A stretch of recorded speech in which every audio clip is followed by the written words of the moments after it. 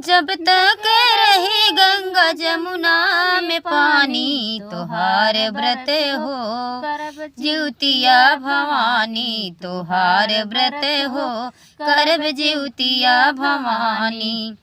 दई देहलू गोदिया में, दई देहलू गोदिया में ममता निशानी, तोहार व्रत हो करब जिउतिया भवानी, तोहार व्रत हो करब जिउतिया भवानी। दई देहलू गोदिया में ममता निशानी, तोहार व्रत हो करब जिउतिया भवानी। जिंदगी के पूरे कैलु माई अरमनवा, कैलु सुहागन फिर दिहलू ललनवा।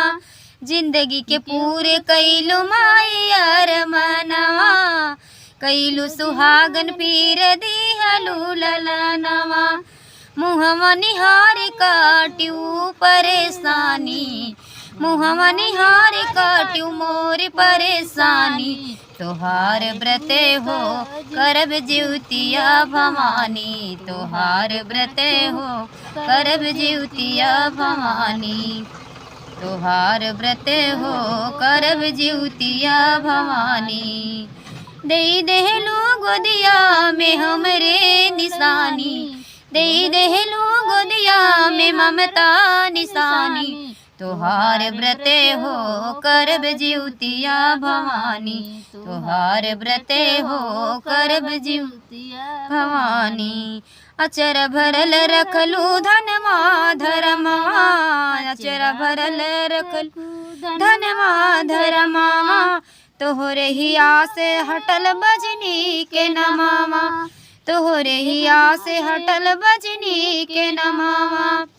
हमहु गाइल रउर महिमा बखानी, हमहु गाइल रउर महिमा बखानी, तोहार व्रत हो करब जिउतिया भवानी, तोहार व्रत हो करब जिउतिया भवानी। दई देहलू गोदिया में, दई देहलू गोदिया में ममता निशानी, तोहार व्रत हो, तोहार व्रत हो करब जिउतिया भवानी, तोहार व्रत हो करब जिउतिया भवानी। तो बहुत ही सुंदर प्यारा गीत आप लोग सुने, और हमारे चैनल पर लाइक सब्सक्राइब और कमेंट ज़रूर करें। कैसा लगा हमारा गीत?